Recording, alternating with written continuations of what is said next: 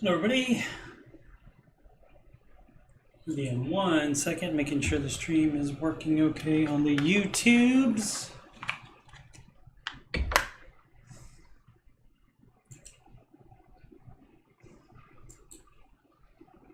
Testing, testing. 1, 2, 3, testing. Testing, testing. There we are.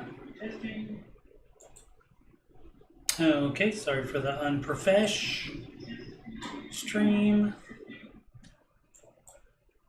Okay, sorry for the unprofesh stream.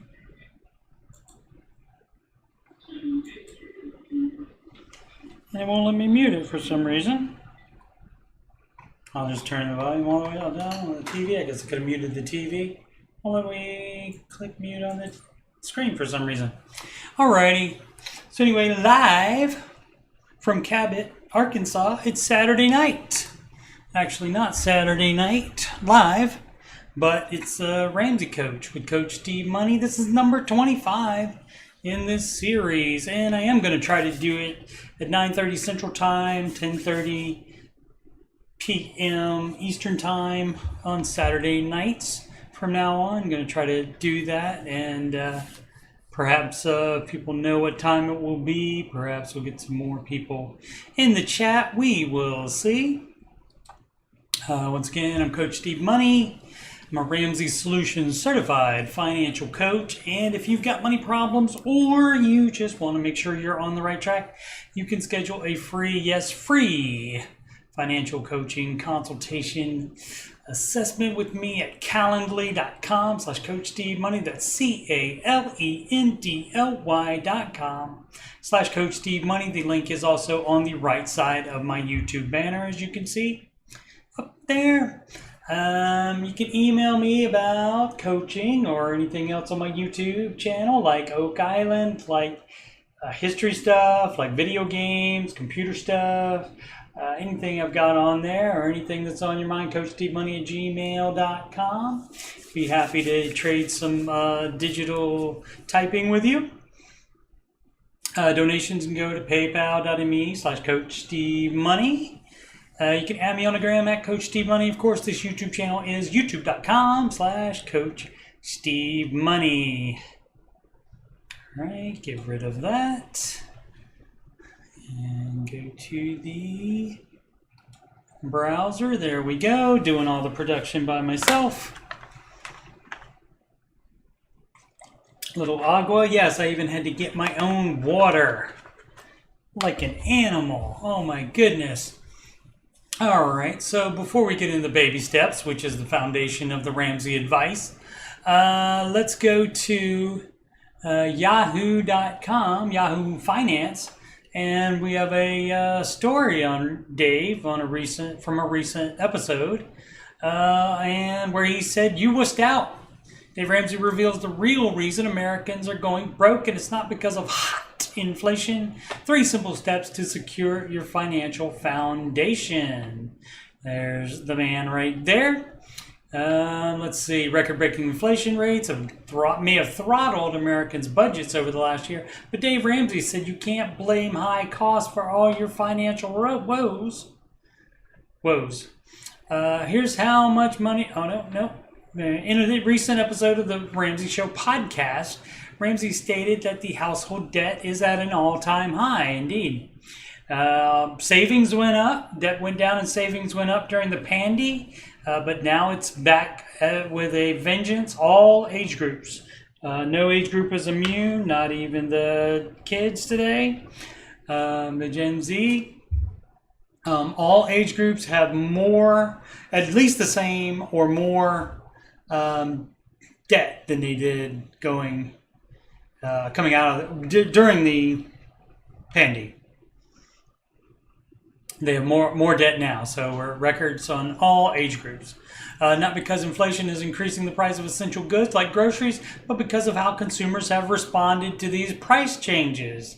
Let's be clear here. The debt is not because of inflation. The debt is because you wussed out and refused to cut your freaking lifestyle to offset inflation. Right. He says you can save enough for retirement by putting $100 per month in a conservative growth fund from age 25 to 65. But for that to work, you can't have a $750 F-150 payment. You can't have a student loan that's been around so long you think it's a pet. All you do is work for these stinking banks that have better furniture and bigger buildings than you do. Exactly. So, I mean, that's basically the dealio. It's like you can say, oh, well, it's the inflation. Inflation is the problem. Inflation is the problem. Well, you don't have to spend the same amount of money you did. You don't have to buy the same things you did before if it's a problem of you affording it.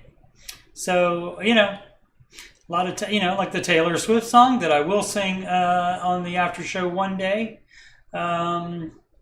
Anti-hero. It's what is it? I'll stare directly at the sun, but never in the mirror. You need to look at the mirror is the problem, not inflation.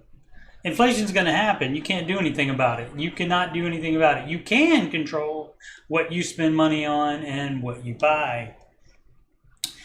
Alrighty. So we got that done. I have the investment calculator pulled up in case we need it, since it took me a second to find it last time. Let's see. So, 7 baby steps. This is the foundation of the Ramsey advice. And basically, this is what makes it so perfect, is because it's not different for every single person, every single individual. Well, this is my individual situation. This works for everybody. So that's step 1 is save $1,000 for your starter emergency fund. And that is so you don't have to put something on a credit card if you need something. If your shoes break and you gotta have shoes, fine. That's an emergency. If you have no other work shoes, that kind of thing. Sure. If you get a hole in your tire and you can't patch it, you gotta get a new tire. You don't have to get 4 new tires at the same time in that situation. But you do need at least one, and so you can use your start emergency fund for that. And when you take money from the $1,000 starter emergency fund and use it, then you stop paying extra on debt, which is step 2. You stop paying extra and you put all that back towards the starter emergency fund to get that back up to the $1,000. And as I said just a second ago, step 2 is to pay off all non-mortgage debt using the debt snowball. Snowball is smallest to largest, and that is to get you wins early so you get more motivated to pay off debt. If you pick the highest interest debt first, that could take very long time, like especially if it's student loans. That could take you a very long time to pay off, and you will lose motivation, most likely. Step 3 is to, once you have all the non-mortgage debt paid off, you have to save 3 to 6 months of your personal expenses, and it can be any amount of those months. If you have no job drama or life drama, it can be 3 months, it's fine.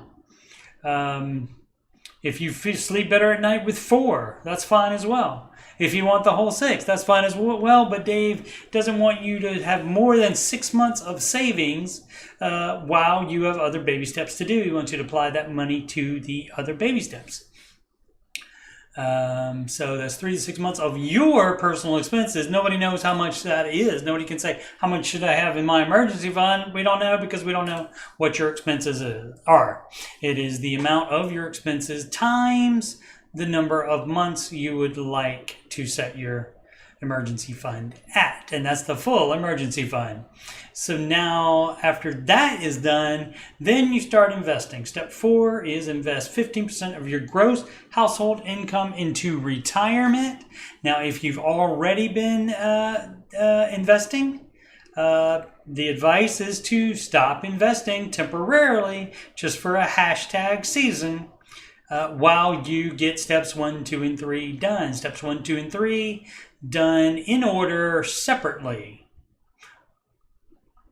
Steps 4, 5, and 6 are in order all at the same time. So invest 15% of gross household income into retirement. And again, stop investing temporarily while you get steps 1, 2, and 3 done. And then you'll be in much better position. Step 5, if you have kids, if you want to help them with college, if both those things are true, then step 5 applies to you. If neither of those things are true, or even if you do have kids and you don't want to help them with college, then you can skip step 5, no problem. Step 6 is to pay off your home early, and you need to pay off your home early under Dave's advice before investing more than 15%. Having a paid off home will increase your retirement viability a great deal. And step 7 is build wealth and give. And after you pay your home off, you can invest whatever you want. You can do whatever you want monetarily, except put yourself in a lower baby step. The exception would be if you don't have a house and you want to save for a down payment. That is step 3B. Again, I often promise I'm going to do it one day. I'm going to make a video about the missing baby steps, which is 3B, saving for a down payment, and step 0, which is all the things that you need before you even start step 1. Those things do exist, and Dave does talk about them, but for simplicity's sake, the list stays as it is. Was I going to say anything else about that? I don't think so, but normally pretty much all of the steps come up pretty much in this show. Alrighty. Get rid of that. Got a hot, got a new again. So this is the newest post here. From Careless Relations 6. Oh, and we'll be going back to the baby steps when the questions have something to do with the baby steps for a resource that you can see. Let's see. How does paying child support fit into the guidelines Ramsey suggests? Child support would be a monthly expense, so you put it in your budget. Let's see what the question is, see if that changes the answer. Probably not. So I've listened for quite a while, but I don't recall hearing how child support fits in exactly, such as the 25% for housing, 15% for retirement. None of that happens while you have non-mortgage debt. You're spending as little as possible on housing while you're trying to pay that off, and you're not buying a house or anything else until you have that full emergency fund. The other day I heard him mention take-home pay means gross minus taxes and not the other payroll deductions like health insurance, etc. So would child support just fit in like taxes? It would fit in like expenses. And I mean, you can, if you're talking about trying to figure out what kind of house you can afford while you're paying child support, I would probably subtract the child support definitely from your gross income, taxes, and I would probably take out the child support to keep you from getting too much house. I guess I could treat it as regular budget expense, but if I did that, it would be similar to having a high monthly debt that I can't get rid of in baby step 2. So it seems like it ought to be accounted for in the math and ratios somehow, right? Not really. It would just come into effect. It would mostly affect you just as it's going to be an expense, so it's going to keep you in debt longer. It's going to keep you from progressing on the baby steps as fast. So definitely got to pay it. It's an expense. And the only time that you need to worry about the ratios on it is when you consider what kind of house you can buy. But that would be the only reason. And so in that one, she talks about baby step 2, which is paying off all the debt and wondering where child support comes in. It is just a monthly expense in your budget, which making your budget and sticking to it That's a thing you start in baby step 0.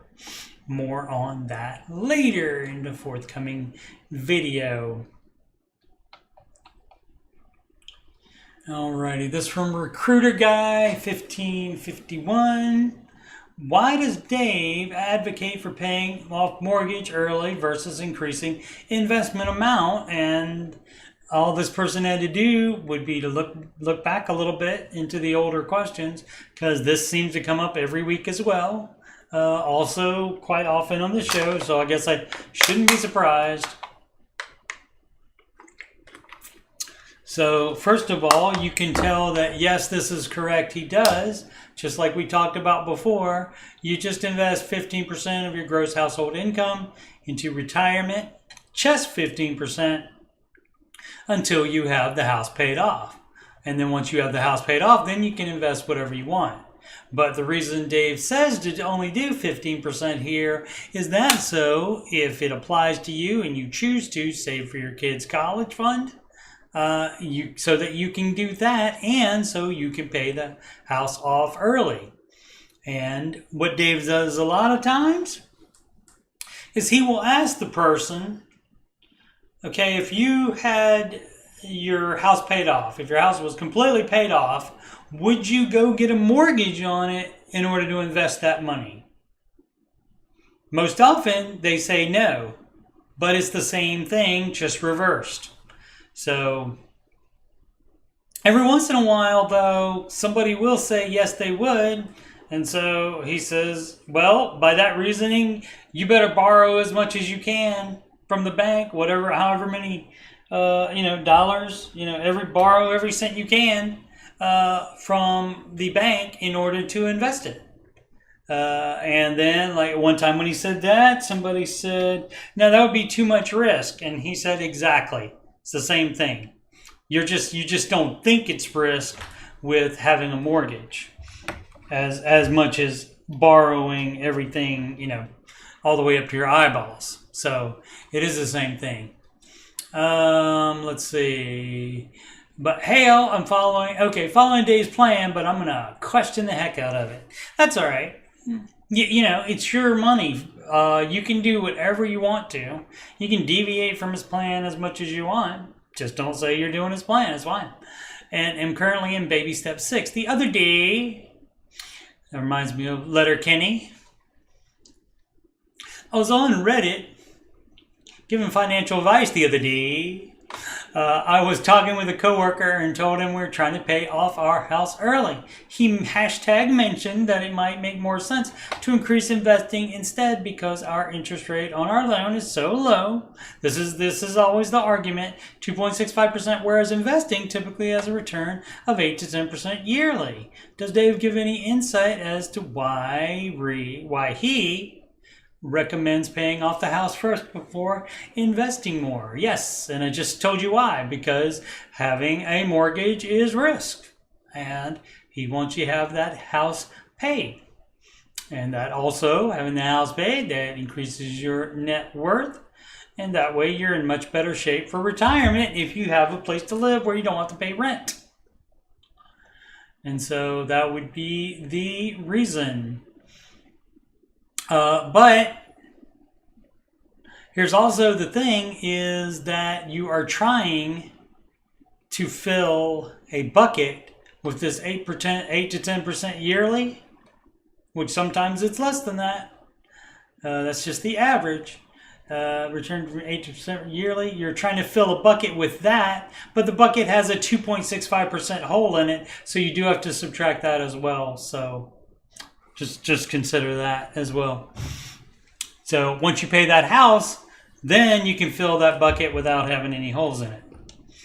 So some people aren't going to be convinced by it, like your coworker there. But the beauty about this is you get to decide exactly what you want to do with yourself. There's baby steps on the Reddit subreddit as well. Oh, I forgot to mention the disclaimer for the subreddit, not run by Ramsey Solutions. It is run by fans. Ken's advice to buy 10-year-old German cars is from remarkable _carry_963. don't. They cost a ton to fix, and something will break every 3 months. I didn't hear him say to do that. He may have said to do that. I don't think he...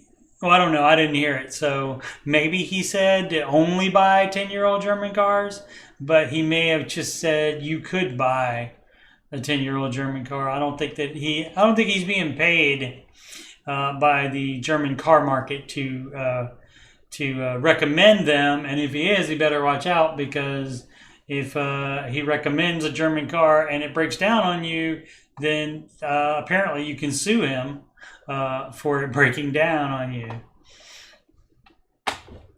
Yeah. Let's see. This from blah blah blah. Sell or rent the house. Don't be a landlord unless you want to be a landlord.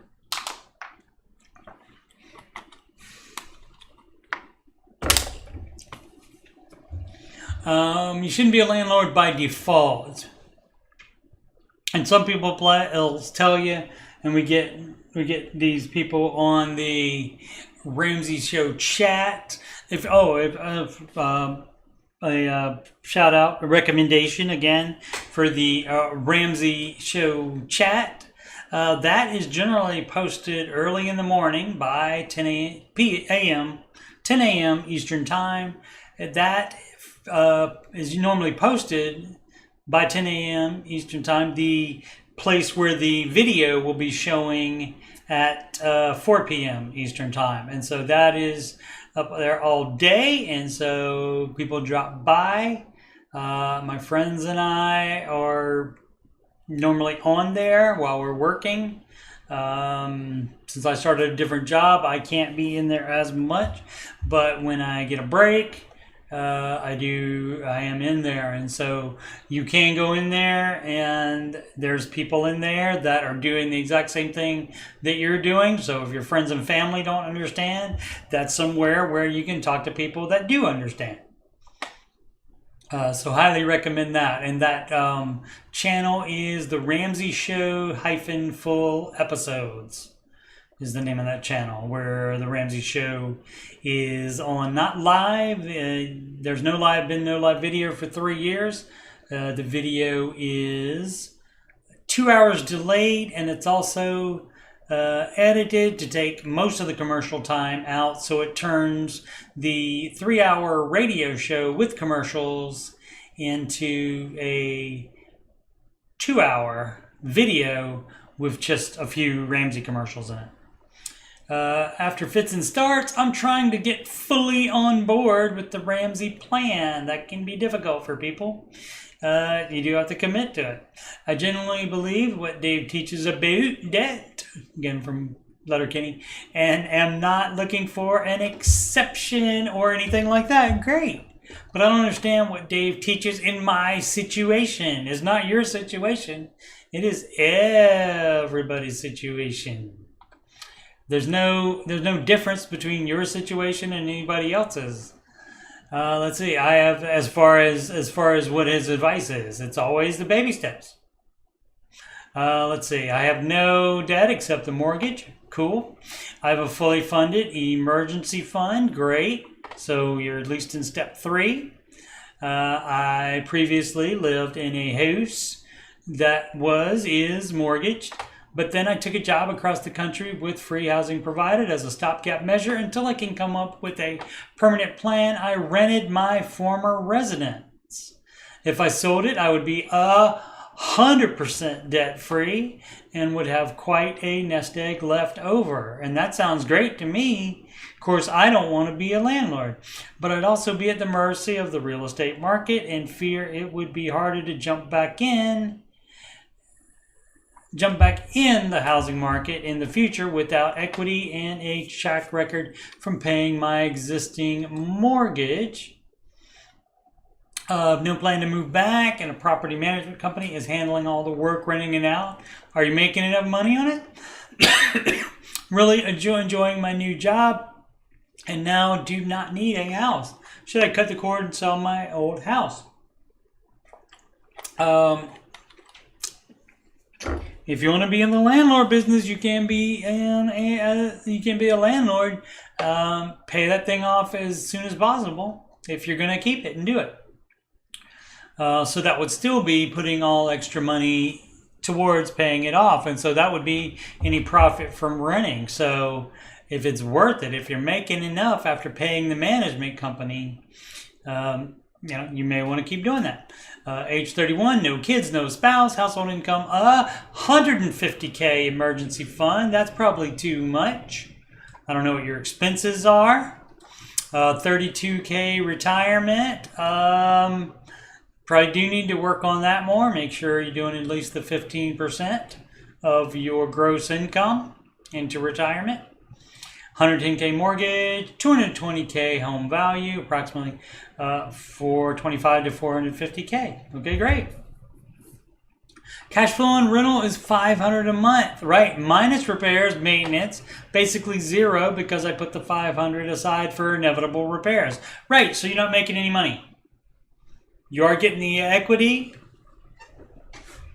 I guess, and so if you really, really want to be in the in the real estate market, then knock yourself out. So, but you do understand, and you're doing the right thing, putting that money aside for inevitable repairs because that is going to happen. If you want to take the chance of the renter not paying, if you want to take the chance of them destroying the house, which does, and has happened. If you want to take all those chances, and of course it being across the country, I believe you said, across the country you said, so that is a far away. I believe Dave does not have any real estate like that far away from him. So again, I mean, it's fine to do that, but in that case, if you do that, then you are again applying every extra, only 15% towards retirement, and putting everything extra towards the rental house. And rentals should be, from here on out, should be paid for entirely in cash. A mortgage on a rental, not Dave's advice. So that's why the advice would be to, if you do want to keep it, pay it off as quick as you can.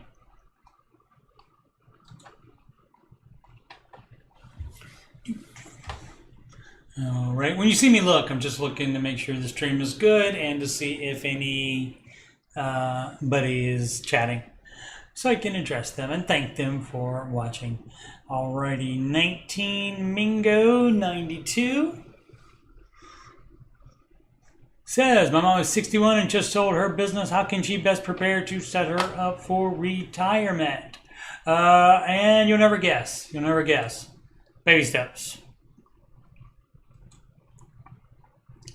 Mom is 61 and sold her business recently. She has 30K of student loan. Sounds like she's a step 2 person. And 150K in the house after paying off some other debt. She has 200K in the bank. Thank goodness she paid the other debt off. That 200K sitting in a checking account is the sum of her net worth. No, it's not. That's 200K minus the 150K on the house minus the 30K. But I mean, whatever equity she has is added too. So, but you got to include all that in net worth. That the 200K is the net sum of her positive net worth. Let's see, no 401K, no Roth, just that hundy. Oh, nice. I like abbreviations like that. What specific advice can I give her as she approaches retirement age? She makes about 100K a year. That is good.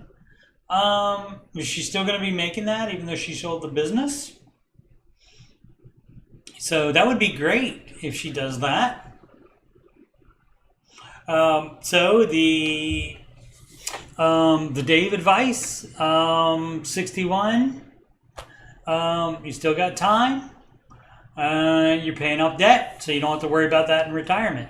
So baby step 2, pay off all debt except the house using that snowball. And it sounds like it's just the $30K student loans. So you take the $30K out of there and you pay off the student loans today. And you pay off the house because you will have $170K left over, and you pay off the house. That's $150, and that will leave you with 20K. 30 and 150K is 180K, and so that leaves you with 20K for your emergency fund. If you need more emergency fund than that, you can add to that. But then that's all you're doing is finishing off the emergency fund, and then guess what? You're with the paid off house. That means you are automatically on step 7. Congratulations. And just two payments done. 30K to student loans, 150K to house. You do that, you're in step 7. And that means you can invest whatever you want. So you can do more to catch up. So basically, you try to live on as little as you can. Don't be crazy. You can budget whatever you want. You still got a budget. Definitely got a budget because you are up against the clock. Being 61, I know I'm no spring chicken either. So the clock always ticks. Nobody's immune to the clock, and so making about 100K a year. And so just try to keep the expenses down. And be investing at least 15% into. You wouldn't have a 401K, so I don't know if where she's working, or again if she's continuing to work. That's a big thing. But regardless, even if she's not planning, I would say you got to work. Almost certainly, you got to work in this situation, even if you have no loan payments and no mortgage payment. You still need money to live, so you may have to work a little bit longer before she can retire. And so, but I would definitely be at 61 you still got time to make the market work for you. So I would definitely do at least a Roth IRA if she can't get a 401K working at a business, or if she starts another business, she can do a self-employed 401K. It's like the SEP IRA. But that would be the advice, yes. So in great position after selling the business. She can get out of debt and have probably almost the full emergency fund, if not the full emergency fund. And then just start investing. Start your budget and start investing. You can't go crazy with spending money. And she's, keeping that 200 in the bank. So it doesn't sound like she's trying to spend it all. So that's great. This is from OK Cat 1984. It was a good year. Ghostbusters came out. Let's see. Sell home to pay debt. Okay. This, like the other one, where the person was moved, and so got a housing allowance or something like that. Didn't need to pay rent or anything, and so was keeping the old mortgage in order to rent it. Making only $500 a month. That's passive income, but one day repairs are going to take some of that away. But this is it's a great question, because if you bought too much house, then you should sell the home to pay debt and downgrade, and maybe even rent. A lot of people would say, no, don't ever sell the house. And also, when you do this, you're not really making yourself change behavior. If you can sell a house and get a bunch of money at one time and pay off all your debt, it's like it's too easy. But if you understand that you can't do this every time. You can't run your debt back up and then do this again. You can't do that. Let's see. I know this is user recommend. We need to eventually move anyways. I know it's not healthy. It doesn't help me, but I do it anyways. That's from Ghostbusters Afterlife, from the song Haunted House by, what's her name? McKenna Grace. She was Phoebe Spengler in the movie. 2 small kids in a 950 square foot 2-bedroom home. They can share a room. Kids can share a room. I don't believe the authorities will step in and take the kids away from you if you have them living in the same bedroom.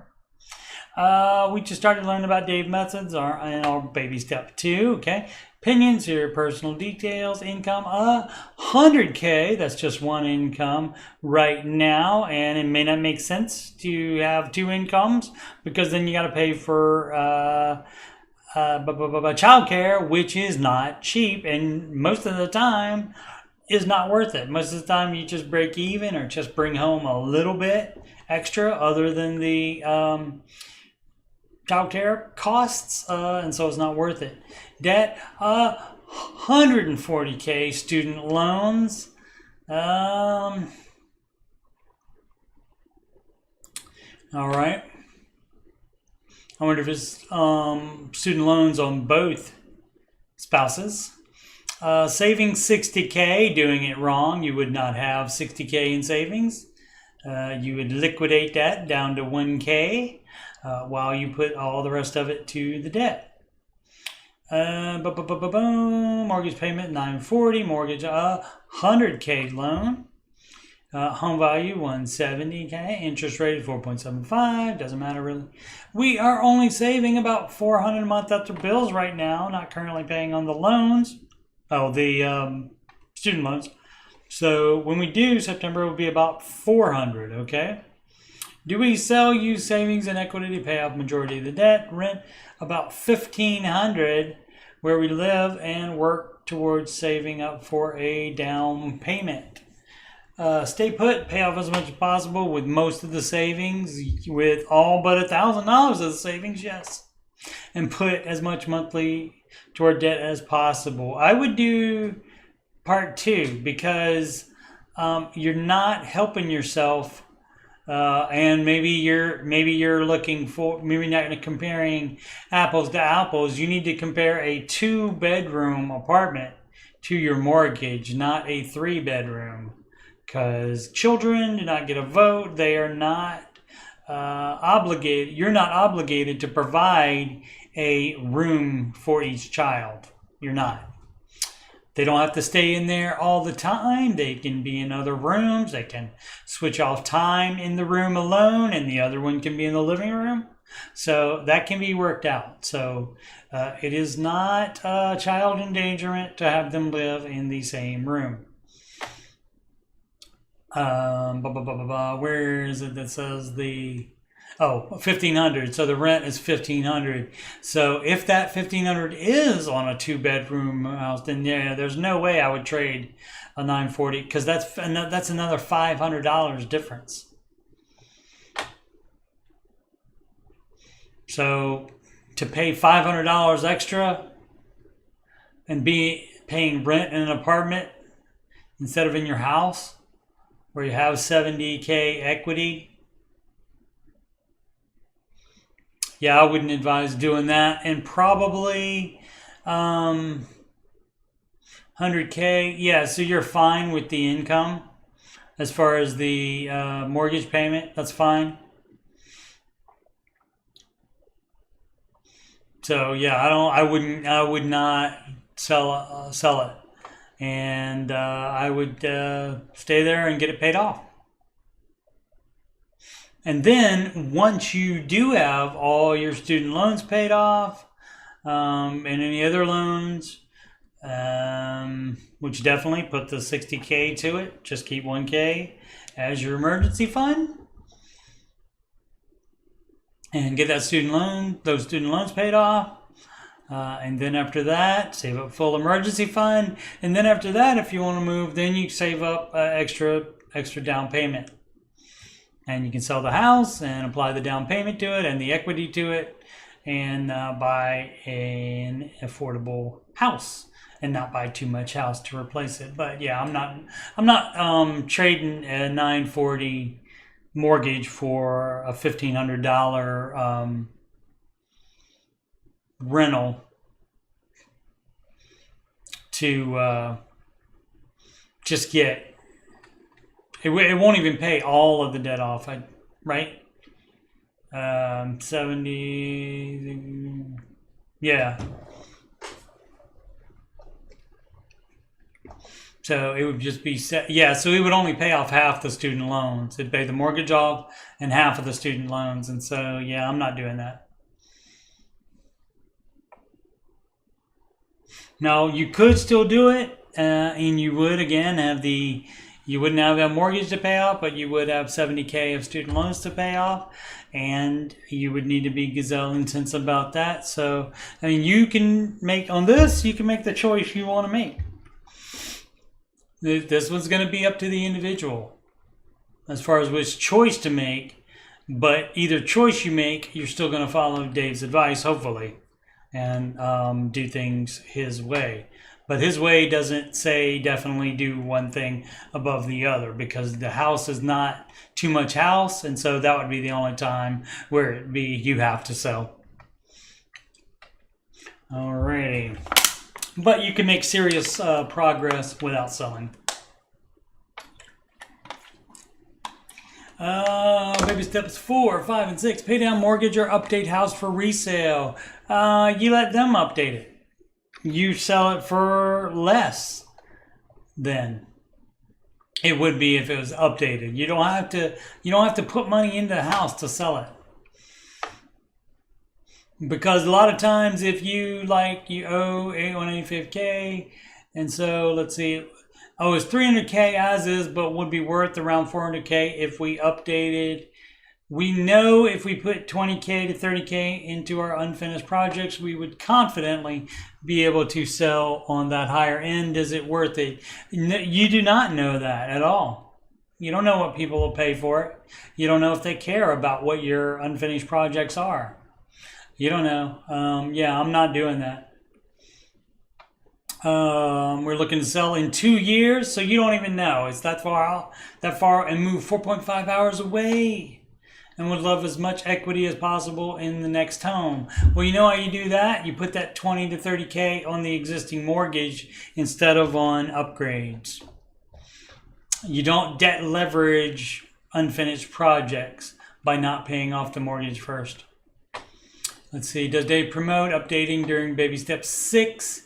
No. Or does he suggest waiting until baby step 7 if possible? Yes. If it's something that's broken, if you got water leaks and stuff, then you got to fix that, obviously. But if it's just updating, no.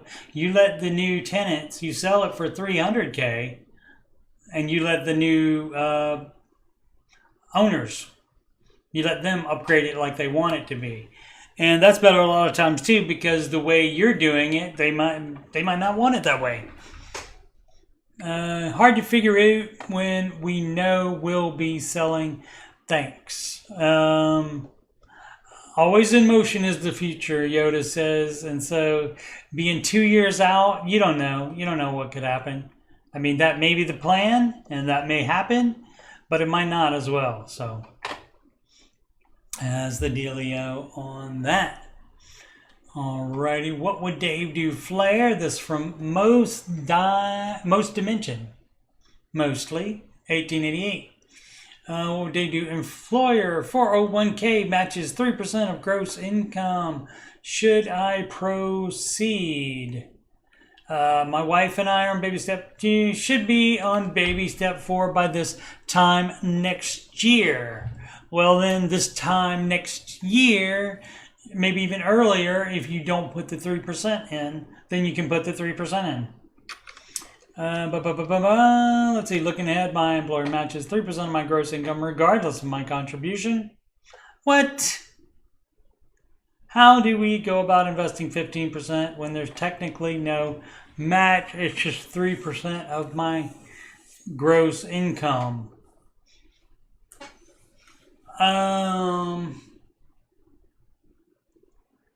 It's not a match then if he just gives you 3%. If he wants to put in the 3%, have him do that. I'm thinking fill my Roth IRA to the limit, then whatever left over to get me to the 15%. No, you don't do that. Of course, we're both not investing right now, but we're excited to be debt-free and to enjoy life. Yeah, you don't do that. Now, if he wants to give you 3% so you can apply to your debt, that would be great.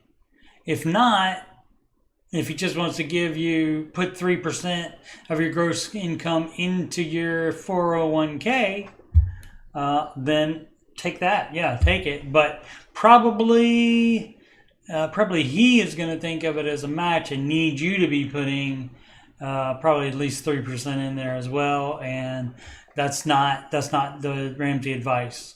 On baby step 2, there's no investing. And that's just temporarily. Again, you said you'll be in baby step 4 by the time next year.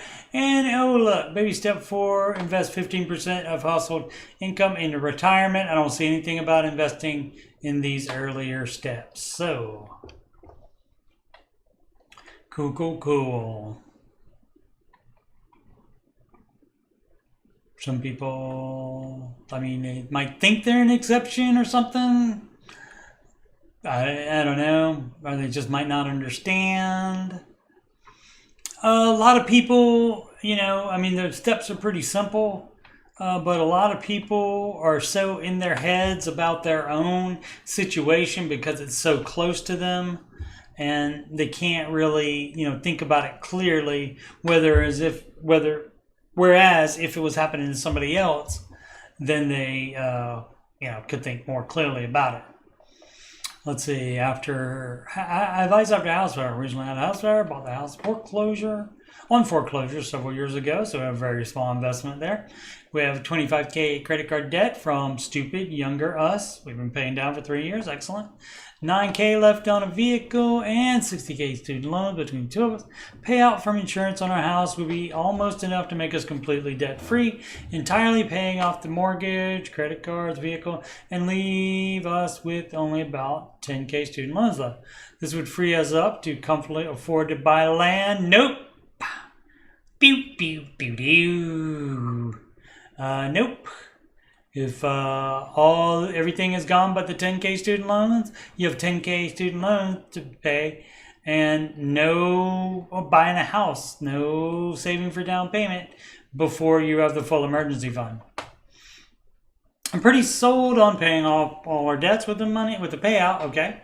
But have any of you done things this way? Any advice for or against this decision? And for context, we make 100K together. Okay, the amount you make doesn't really factor in, but it's like I said, saving money to buy land or a house is which I don't know that Dave is too keen on a lot of people do like to. Oh, I'm going to buy land and then later I'm going to build a house on it. And then life happens to you and you can't do that sometimes. But regardless, you can still, it's your money, you can do it if you want to. But the Dave advice is going to be you do steps 1, 2, and 3 in order.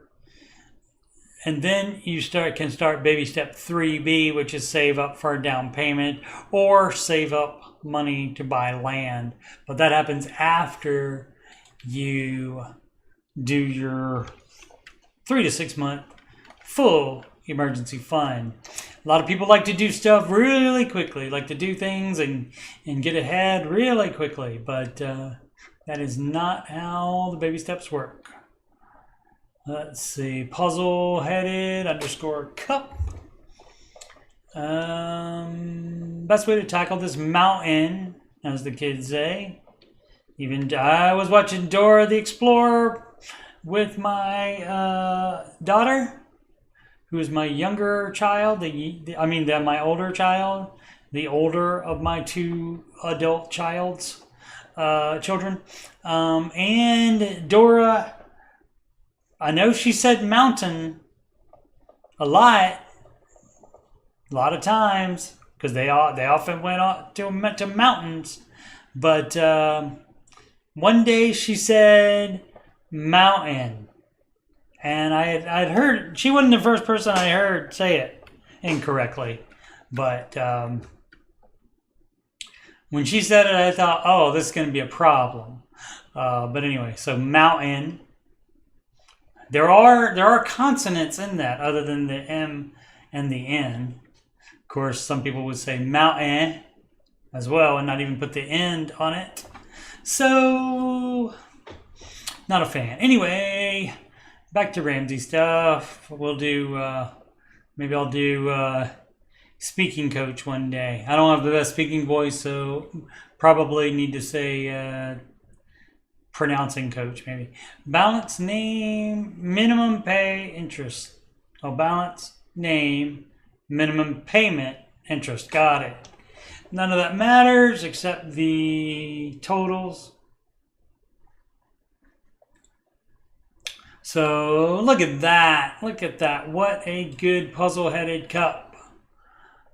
292. What a good person. A good original poster here. Put them smallest to largest for our convenience. Cool, cool, cool. I don't know what DCU is. Discover card. I don't know. I've been using the debt snowball method, so that's why that person has this in order like that. And putting 100 a week towards the smallest until paid, and doing so with the next. Why just to 100? Sounds like might need to cut down some expenses down. That is, look at the expenses. Here's where the interest rates do matter. Here's where they do matter. Look at this.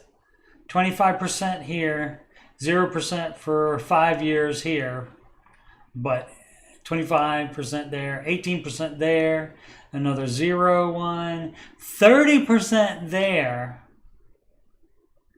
To Verizon, how do you owe $2,200 to Verizon? Is that like a new phone every year? Oh my goodness. And that's 0 until 2024 on that one, and 12% there. Look at, see, this is why, see, if you just don't do any of this stuff and just do without the crap you bought with this money, then you can invest this money and be a millionaire rather quickly. So yeah, pretty stupid. And putting 100 a week only towards the lowest debt extra, crazy.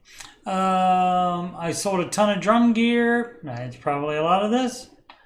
Clothing, tools, and other miscellaneous throughout the house to contribute as well.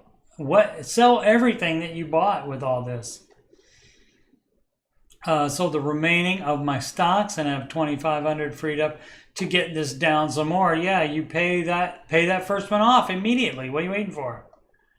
Pay that off today. Should I keep the $2,500? No.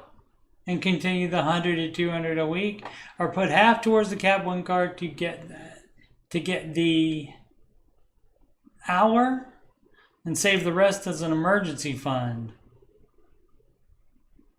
I don't know what that means.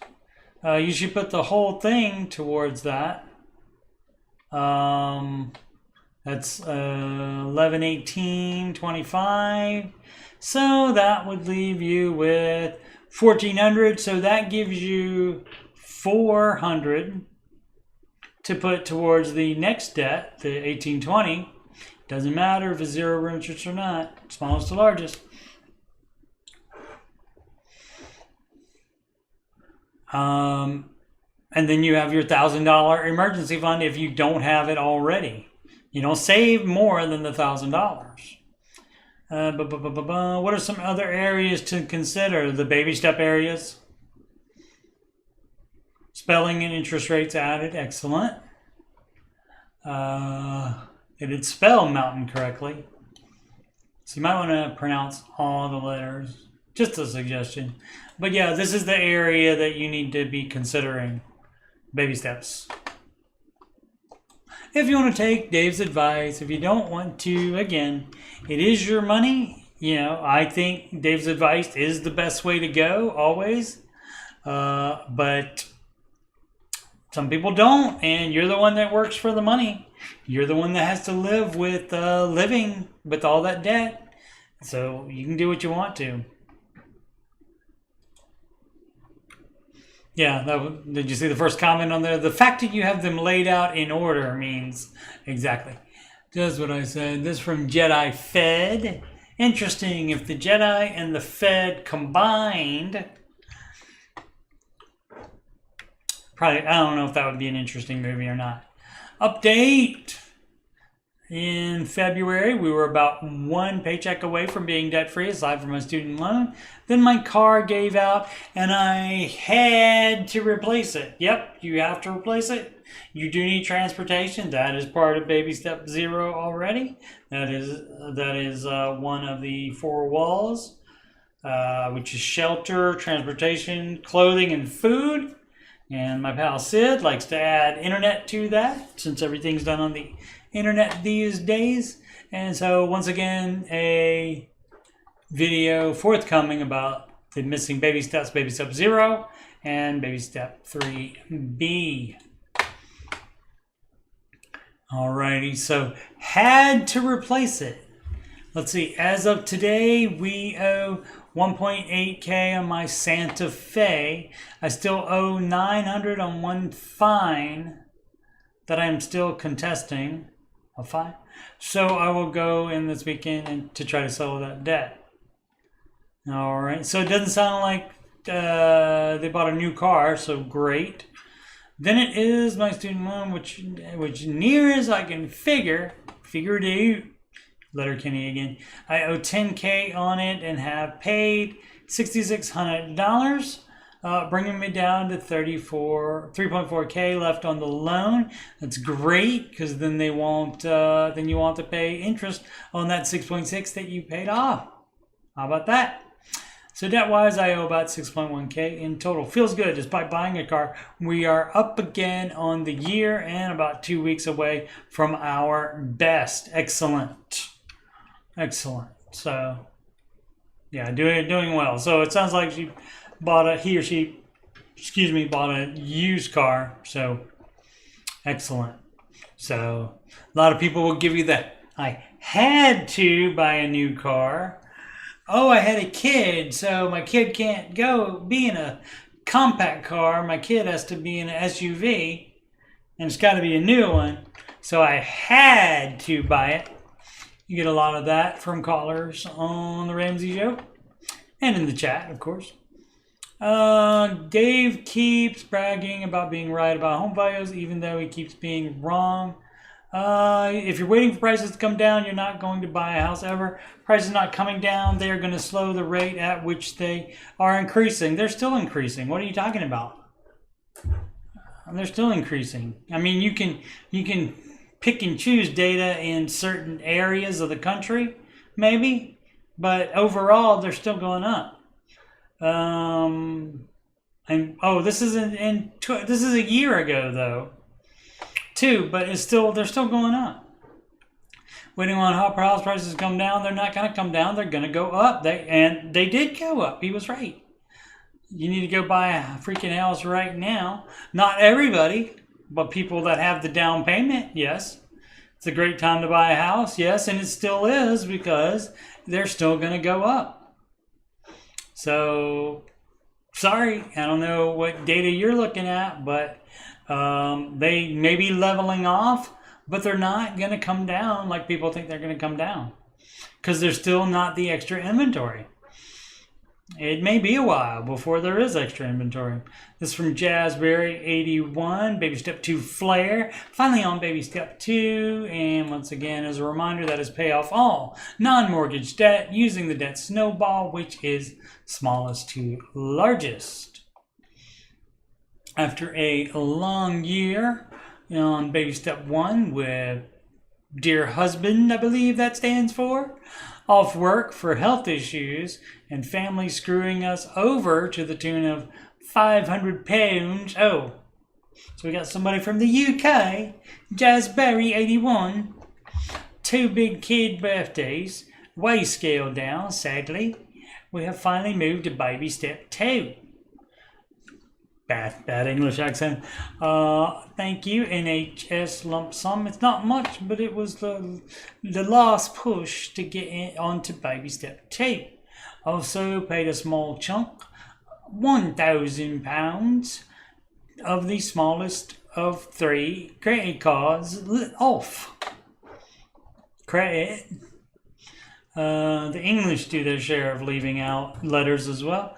Dear husband has started working again this month too, so he will get full wage for the first time in 12 months. And I have at least one rarely available extra shift lined up.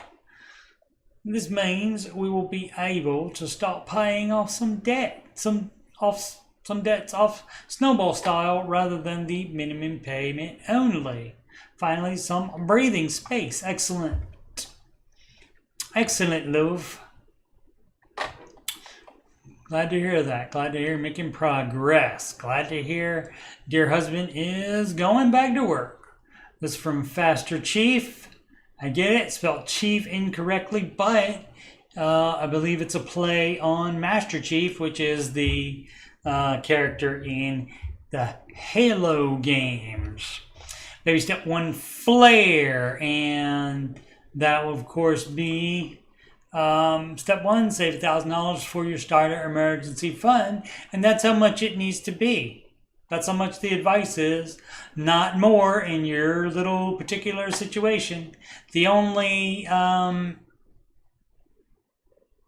exception to that would be if it is a life event, which is an emergency, which, like, say you are pregnant or your wife is pregnant and you're going to have a baby, that thing, or if you have a 51% chance of losing your job, something like that, then you pause the baby steps. It doesn't change what baby steps you're on. It doesn't change the amount you save for start emergency fund. But when you pause them, you do just save all of that cash in a pile to apply to whatever emergency you're having. For example, you just pile up all the extra money. You pay minimums on all the debt. And once mom and baby are home safe from the hospital, and whatever money is left over, except for $1,000, then you apply all that pile of cash to whatever baby step you're on, which would be baby step 2, I'm thinking. Yeah, because it said baby step 1 here.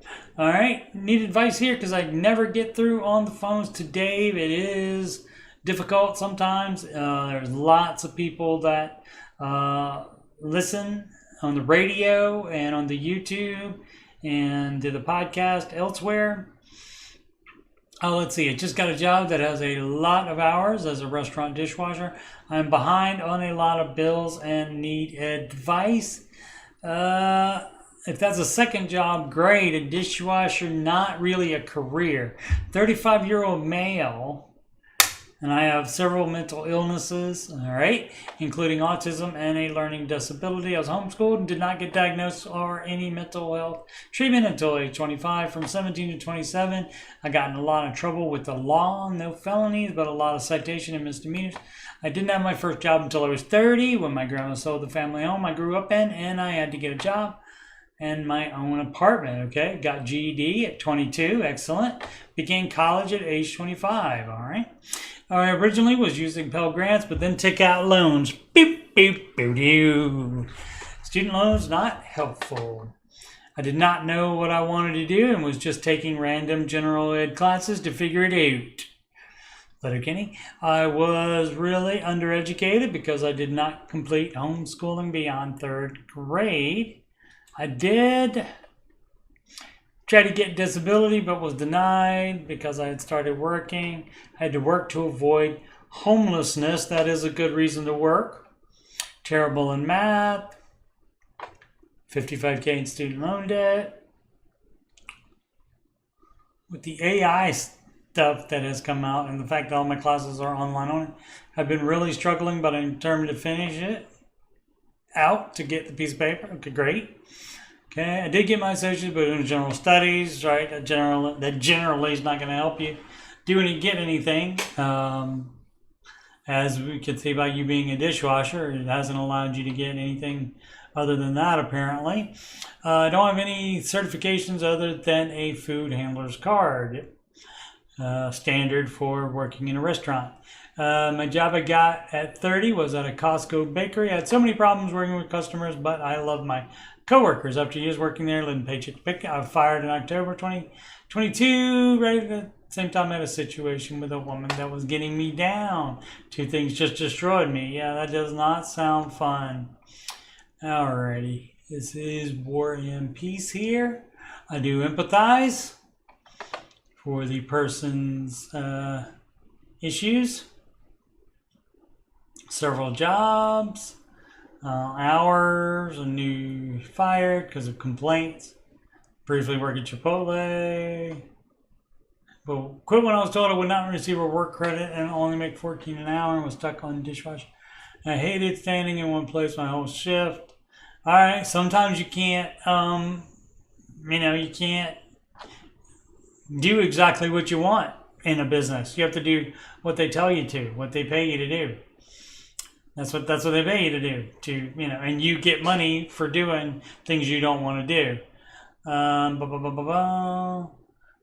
Being rude and quit to avoid being fired again.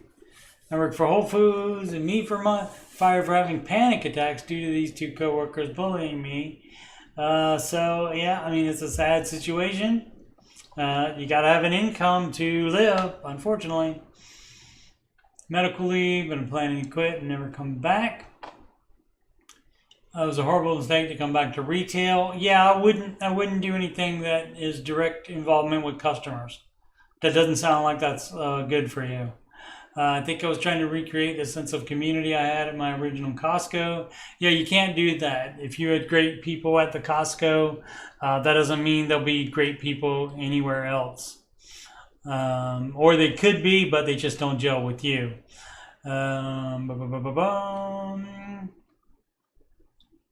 My fault for choosing to work in customer service. Just try getting SSDI. Can't get that because you are working. My grandma told me this last month she could help with the rent. Yep, so I will in July. Paid, but I got to start paying her back. She lives out of town. My parents have been dead for years, and I was raised by them. My bro and sister-in-law have their own lives, and I can't move because I'm allergic to dogs. And they have 3 dogs in their room in their apartment. No friends. Yeah, this is just sad. $960 a month. Utilities included. I owe $200 from my bank for personal loan. You got to stop doing loans. No car, no credit card debt, 0 saving, no retirement in stocks. Right, student loan, $55K. Never was able to make payments during the pause because I was so poor. Yeah, food stamps are $280, but I will lose them when I go back to working full time. So we'll have them July and it's over, but you'll be making more than $280 a month working, so that doesn't matter. Phone is $55, unlimited data. Mint Mobile, $15. $145 for 10x10 storage unit, which I'm cleaning out right now, right? So I can move the rest of my apartment. Yep. Cook all my meals at home. Blah, blah, blah, blah. If you were me, what would you do? The best you can. You gotta work. Yep, work as many hours as possible. But I know it's gonna kill my mental health, but I have no choice, right? You don't. Unfortunately. You can seek mental health, of course. You can see whatever assistance the government, local government can give you. But yeah, you got to work, unfortunately, to live. Don't. I'm not saying don't seek assistance because that could certainly help you. But look, you have to do all the normal stuff. You have to do attack the baby steps like you are very poor, which you are, not making much money, and so you can't be buying stuff. Like I said, you can cut that phone from $55 down to $15. You won't have unlimited data probably, but that's tough. You can't afford it. So again, very sad. There's not really, I don't think there's anything other than that Dave could have told you, and this is too much for a phone call for him to tell Dave all that. They would have stopped him and asked how they could help him today, which is what would you do is, and you're right, work as many hours as possible, spend as little money as possible. You can't really be getting much frills. Can't really be spending any money at all. Just basic expenses, and that's it. Just the four walls. Just you're living without a car. You're making it somehow. You're getting rise to your job somehow. You're getting there, or walking. If that's what you got to do, that's what you got to do. So you just take care of the four walls, and you don't buy anything else. And like I said, keep trying to find assistance from the local government or even the federal government, state government, whoever you can get any type of mental health assistance from. But other than that, you got to work. Oh, this is from European Uppercut. What percentage of your take-home pay do you spend on food? This is not a percentage thing, and this is not something you compare yourself to others with. Generally, if you're doing the baby steps, especially in the early going here, you don't do restaurants, and you spend as little as you have to is the amount. Let's see. Blah, blah, blah. I've always felt too guilty to spend much eating out. Excellent. Like I should be saving everything I can.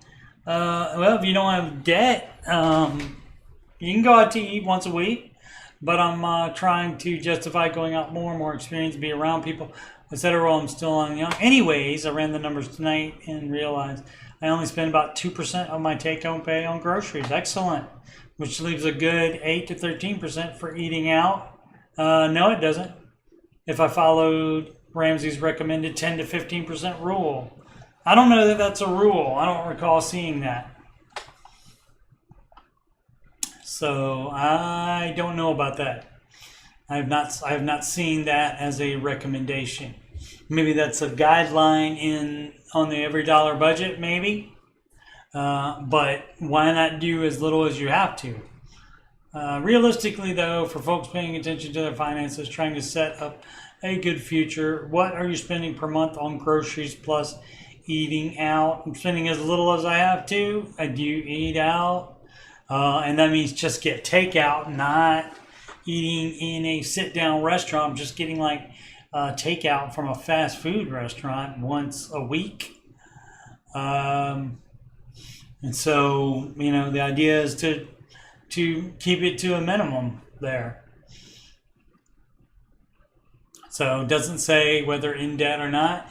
Obviously, baby step 2, the deal. No restaurants unless you're working there. You don't set foot in one unless you're working there.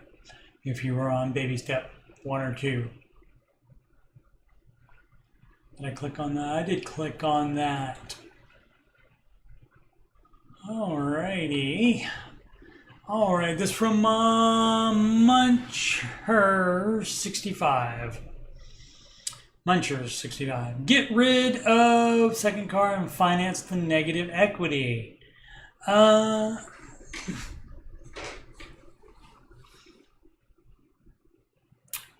Yes, you can. This is the only time Dave recommends a loan. Is that he doesn't recommend it for getting a mortgage, but he won't yell at you for that. But he does recommend getting a loan for the difference, because you're taking a larger loan and turning that into a smaller loan. And so that's why he does recommend it to get rid of a car that's underwater. Let's see. Hello, we're in baby step 2 and have 2 family cars with financing. Beep, beep, beep, doo. No car loans ever. We live near my husband's work and I work from home, commute to our children's schools, though every morning. We decided to sell my van, however, it appears to be worth less than we owe on it. Yep. That's the way it happens. That's why you don't get vehicle loans. I tried selling private party with no luck, so we contacted some dealers. You just have to sell lower. I can't imagine the dealer is going to give you more. They offer 0% financing for 6 months to pay off the negative equity after selling them the car. Interesting. I probably would not do that. I would get a loan elsewhere.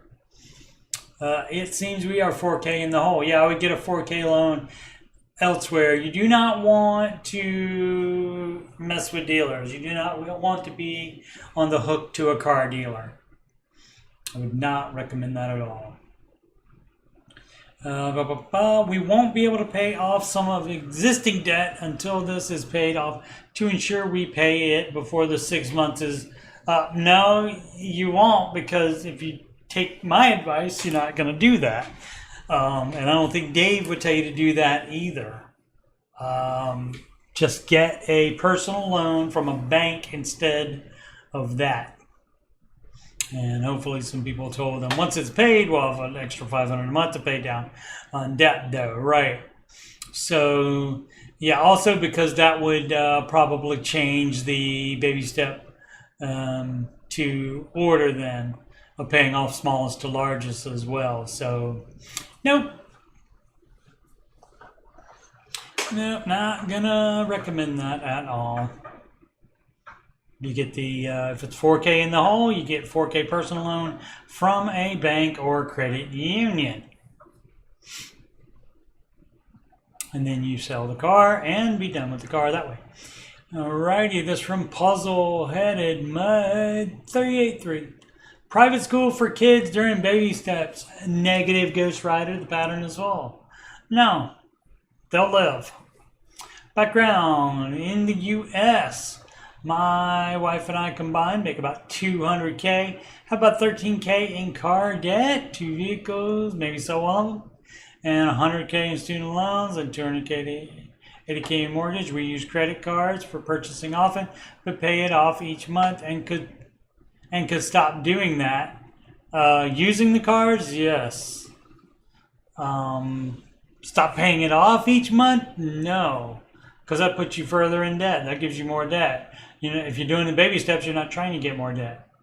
If you're doing the baby steps, you're not using credit cards anymore. That is also, that is also part of baby step 0, is when you decide you're not going to do credit cards or loans for anything else except a mortgage for the rest of your life.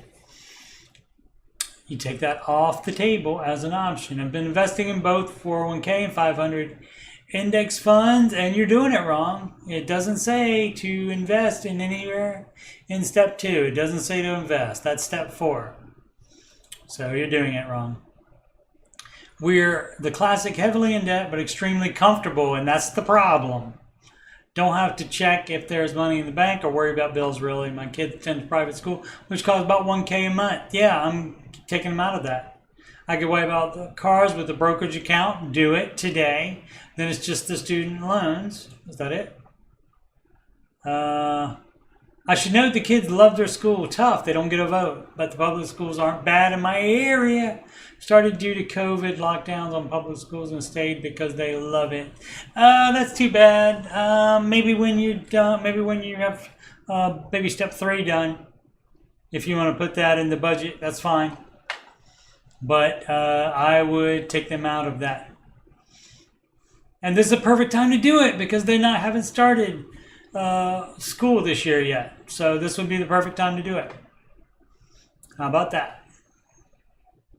Good timing. Does anyone else, baby step 2 flare metopropanol?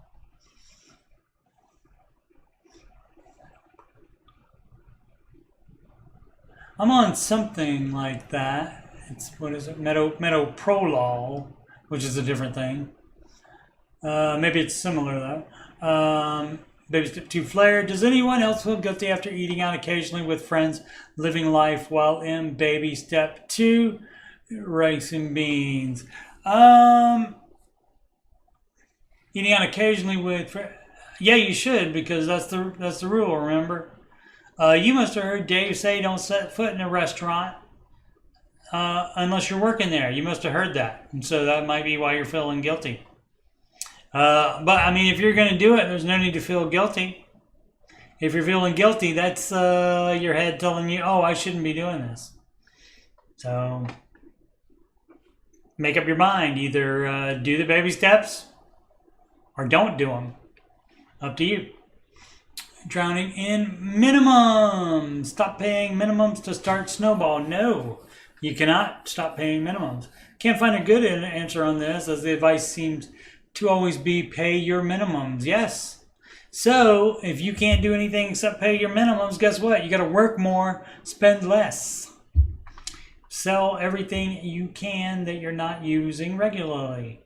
Basically, after paying all my minimum, plus rent, bills, car, might have sell the car, move down in car maybe. I'm left with very little to attack my smallest debt. My smallest card, $2,200. Then I have one card at $6K, 2 cards at $9K each. All about 24% APR. And then people wonder why they're broke. I also pay $1K a month on a consolidation loan that I'm 5 months from finishing paying off. Alrighty, Dave does not recommend the consolidation loan because obviously what people normally do is get one for all of their debt and then they run up all those cards again. Stupid. Should I stop the minimum payments on the larger cards for a couple months so I can knock the smallest one out and start snowballing? No. I know it'll piss off the creditors. What sort of damage does that do to my credit? Plenty, but you don't need credit. How recoverable is it? It's recoverable, but it doesn't matter. You're nowhere near being able to buy a house, so you don't need credit for anything. Nowhere near that. Really trying to correct my situation here. No, not really. Not really. I mean, I get it. You can be dumb and do that. I was dumb and did that. I did a consolidation loan and also then ran up the cards again. I did that myself. But that was before I made the decision to do Dave's steps. Since I made Dave's steps, I haven't done stupid crap like that. So yeah, so if you are having very little to attack your smallest card, you need to be working more. Work more, spend less, sell everything that you're not using regularly. And depending on how much you owe on the car, maybe you have to sell the car and get a beater car. Butterscotch not. Confused by buy rent calculations. Okay, let's see if we can unconfuse you. Started saving for retirement, so this is all new to me. I have no debt and never have. Excellent. Smart. I've been looking at the rent or buy calculations. I'm not so sure I totes understand. According to the calcs, my current rental is better than buying pure luck. No, houses cost a lot. It's confusing though. If I keep renting, won't I end up renting after I retire? But if I buy, that expense will end. You'll have to pay for repairs to your house. So, and that exact amount is a variable. You don't know what that amount will be. So you can't do the full calculations. You will have the equity as well. Also, people who buy will profit off of the borrowed money. Well, you're not profiting off of it. You're getting the equity in the house. If you want to say you're profiting off of it. I wouldn't call it that. You're getting the equity in the house, but you don't get that money unless you sell it. And you're not going to do that if you're going to live there when you retire. So it's basically just a place to live when you retire, and you won't have any rent or mortgage to pay on it. It feels like I've been spinning my wheels my entire life, and I want out of this. I need some traction. 50 and save about half my 64K salary. Excellent. I have 50K in a 401K, 50K in cash. 50K in cash, that might be, sounds like that's a bit much. So if you save about 64K salary, then expenses are 32 a year divided by 12 equals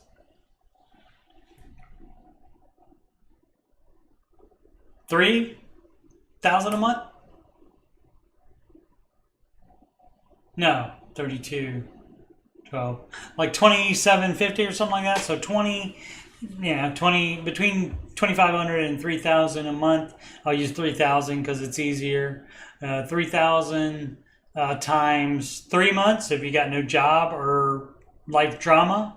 3,000 times 3 is $9,000. So that 40K, you can put that in your down payment fund. So I don't know what, if I keep renting, I end up renting after you retire. You can. Some people don't want to own a house and they choose to rent. Even in retirement, you can do that. But you can also buy a house and then not have that expense. But depending on what breaks in the house, stuff is going to break over time. Just don't know what that variable amount is. So it's up to you to decide whether you want to buy a house. If you want to buy a house, save for first-time home buyer, 10%. Best is 20%, so you avoid PMI, which is private mortgage insurance, which is insurance for the bank for the mortgage, not insurance for you. So there's private mortgage insurance that you would have to pay on top if you don't put 20% down. So definitely put 20% down. You have a 64K salary, so that means that once you have a full emergency fund, which you do, you can buy about 2.5, according to my pal Sid, and I trust her, is the amount.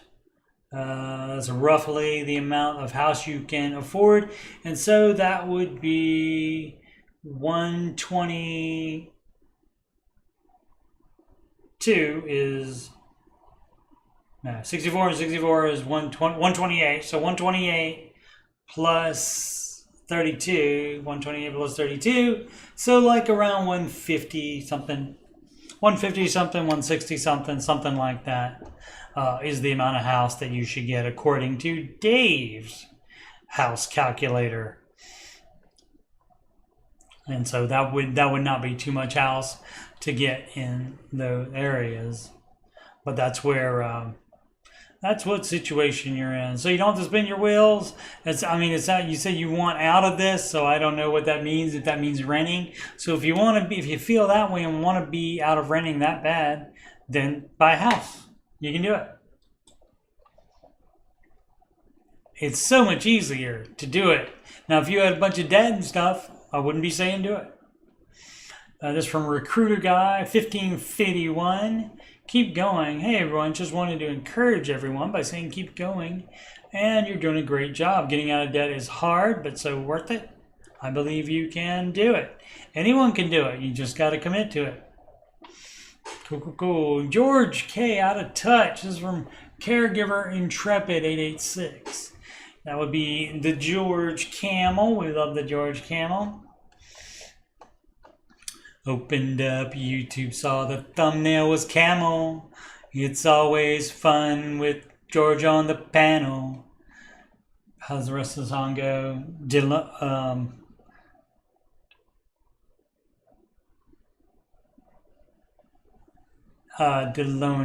what is it? Deloney wears denim. No? What is it? Oh, Deloney wears. Ayo, where's Aso Santaloni, where's Flannel? That's all that song is. No one does it better than our guy George Camel. Yeah, that's a little parody song for George Camel. Let's see, that is on my in my music playlist. You scroll down to the music playlist, and there we go. So we got the Dave Ramsey Baby Step song. We got the John Deloney song. We got me reacting to John Deloney's reaction to the John Deloney song and the Rachel Cruz song. All of those are in here.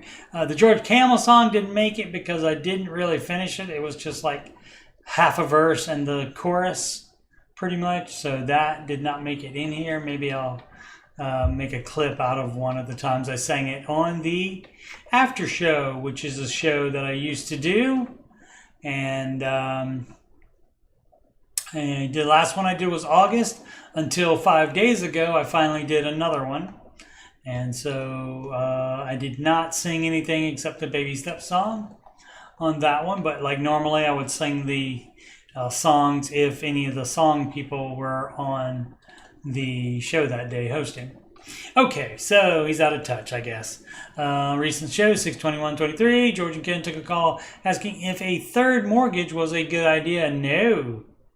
No, we don't do equity lines of credit. You don't do multiple mortgages, no.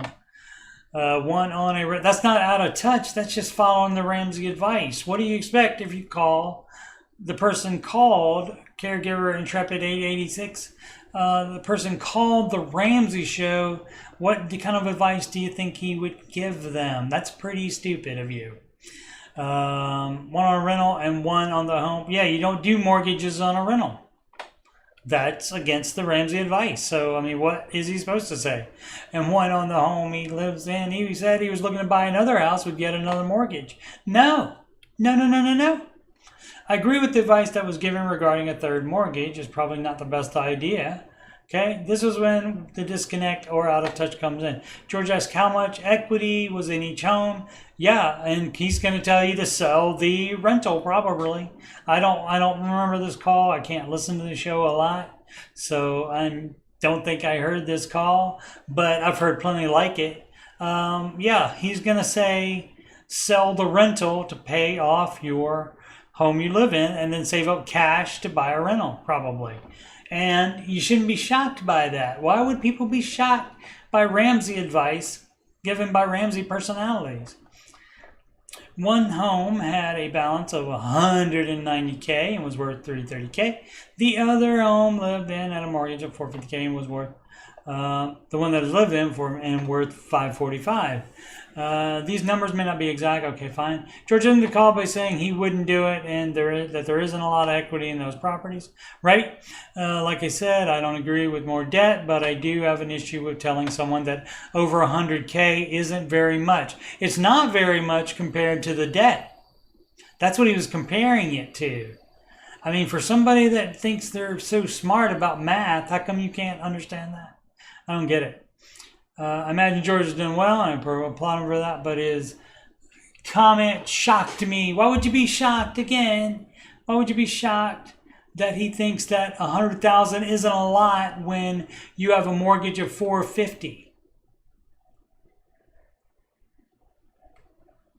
He's got $105,000 in equity in the home he's living in, and sure, that's fine. Sell the one that sell the rental and then apply all the cash you get from that to the mortgage to get that down more. Pay it off, and then you can save in cash for another rental or a rental at all after you sell the first one would be the Dave advice. Shocking, I know. I know it's shocking that you don't buy. You said you agree with the not going in debt. And you're gonna be shocked that the person can't handle being told that 100K is not that much when compared to 450 in debt. I don't think so. Dave sharing a platform with Jordan Peterson. This is from J321J. He has had a lot of people on, and he's been on a lot of shows as well. They're doing the same thing that the comedians do. They're all on each other's podcasts all the time, and that's how you share fans. And so why wouldn't you do that? That's the smartest thing ever. Now, there's no need for him to have on a debt leverage person on and have a debate. There's no need to do that.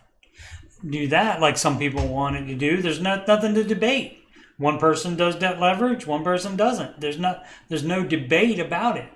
One's risk, one isn't.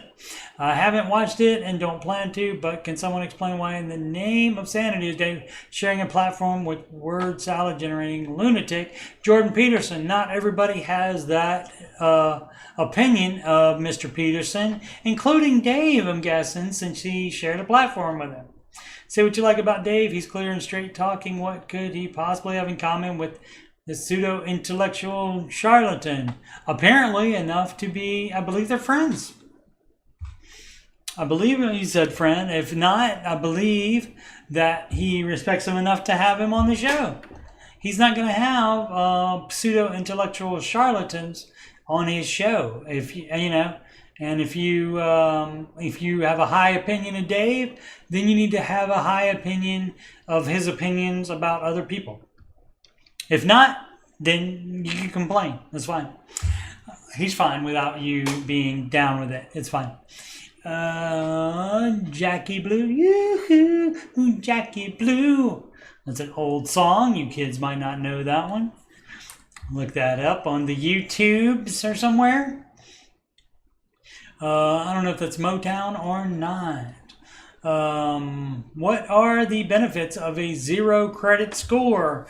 That means you have not interacted with the bank. You have not played footsie with loans and stuff, and getting loans and paying it off, and getting loans and paying it off, and getting loans and paying it off, or getting loans and not paying them off. All that stuff. Interacting with debt is how you get the credit score. Having a 0 one, and actually it doesn't go to 0, it becomes indeterminable, meaning you can't determine the credit score because there's no debt interaction. That would be the benefit of it. Many of us know the so-called benefits of a high credit score and the disadvantage of a low credit score. But what is the benefit of the 0 credit score other than being better than a low one? What I just said. That means you don't have any debt. It means you don't have any debt.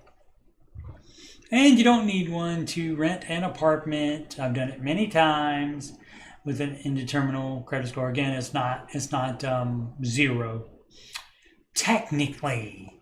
And you can buy a house without one. See Churchill Mortgage for that.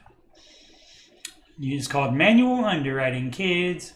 Let's see. Acanthonis armatus. When people call to ask Dave's permission to deviate from the baby steps. Yep, they do, often. These are my favorite calls because they're hilarious. You can tell Dave gets annoyed, especially when they keep reframing, re-asking to get him to say, yes, why bother calling? Just do what you want to do. I don't get that myself. You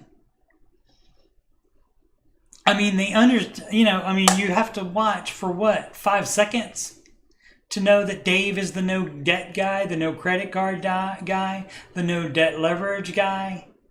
You have to watch for 5 minutes, maybe, to pick up on that. That's probably an exaggeration, but like after an hour, you would think you would get it.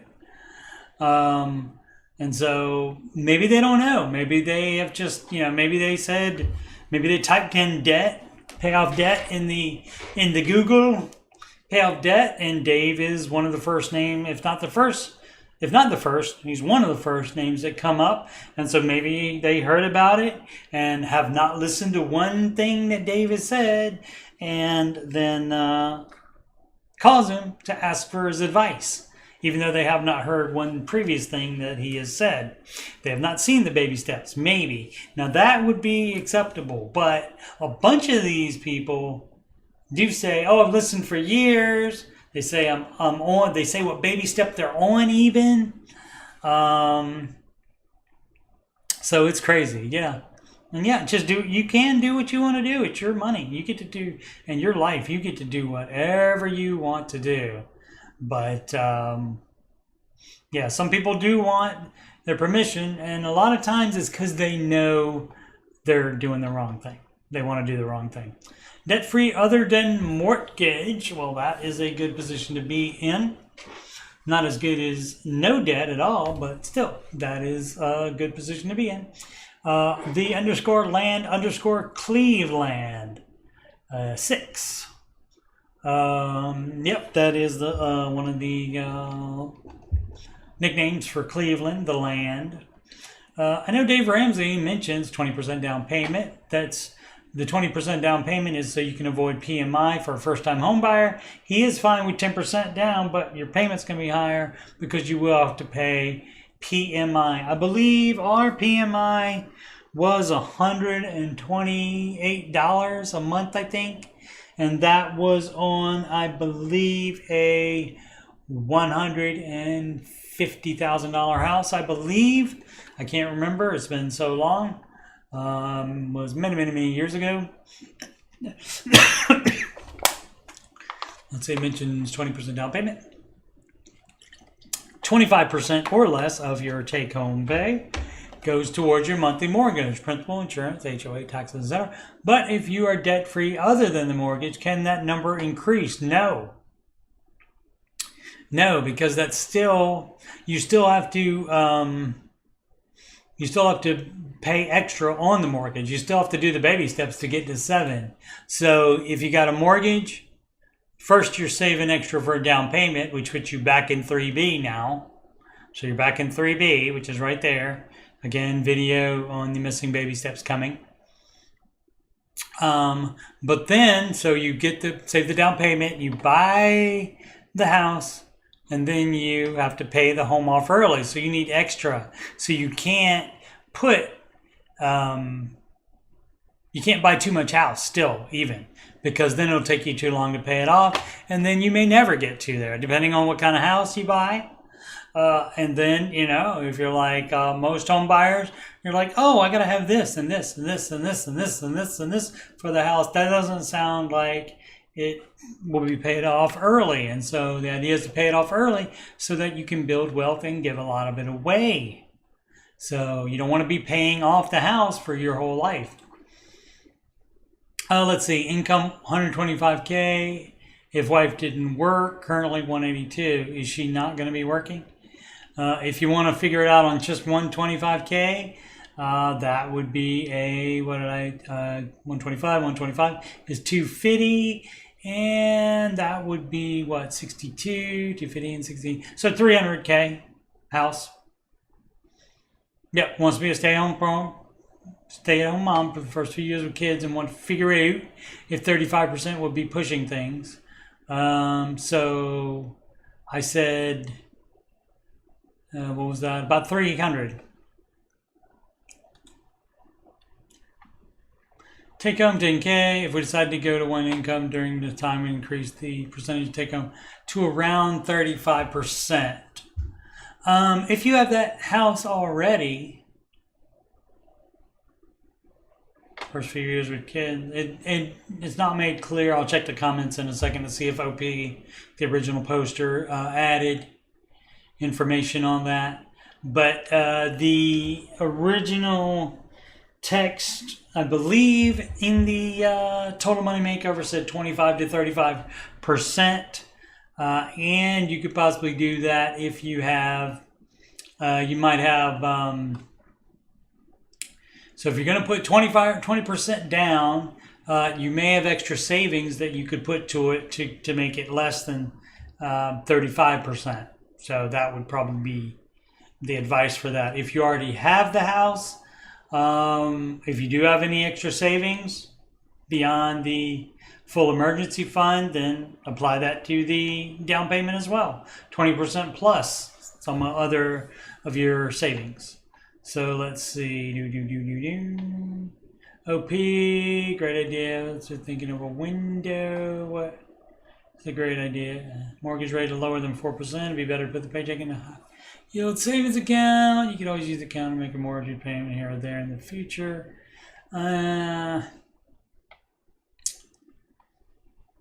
It's not, Dave, advice to put money in a savings account instead of paying, because you got to subtract. Is that if the rate is lower than 4%, sure. So if, say, it's 3%, then it's only 1%. Your money's only making 1%. Not worth it. Just put it all on the house. Let's see if the person is saying 25% rule was a thing in the 80s. False. It's still a thing today. People love to make up their own rules in here. They don't say what Dave would say a lot of times.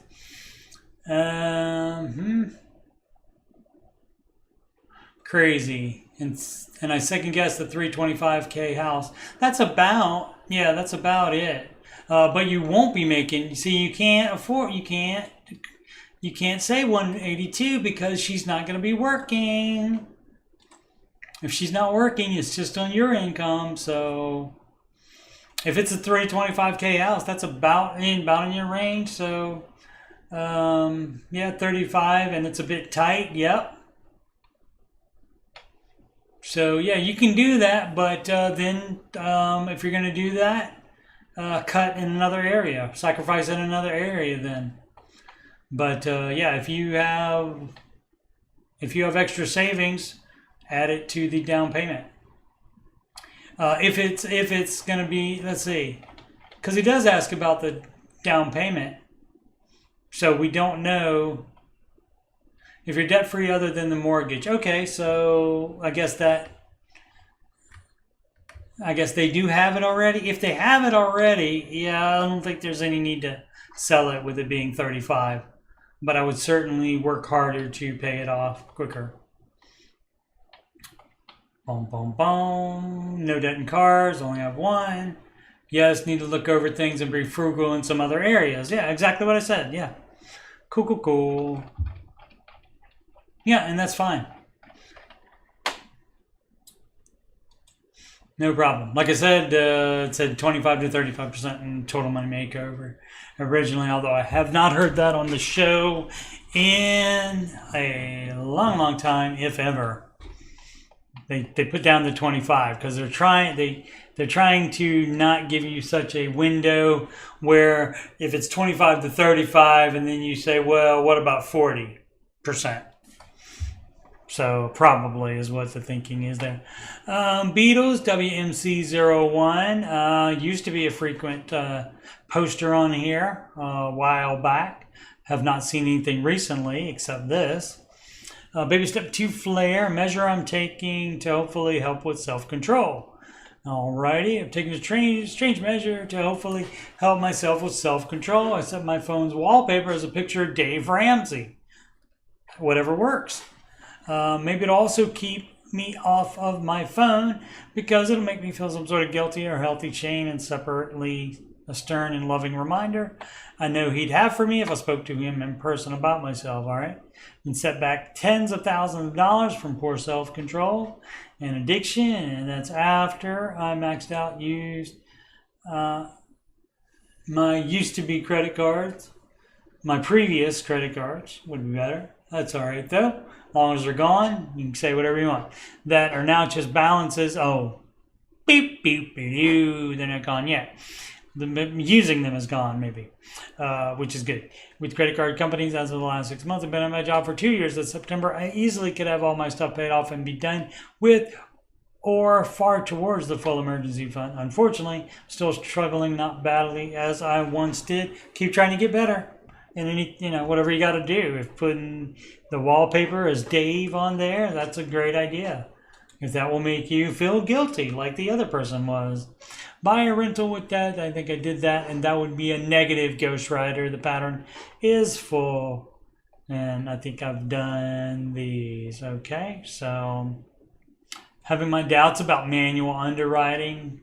If I'm taking the debt-free lifestyle option instead of a traditional debt one, and I try to get a mortgage, will the interest rates be higher through manual underwriting? Could be a little bit.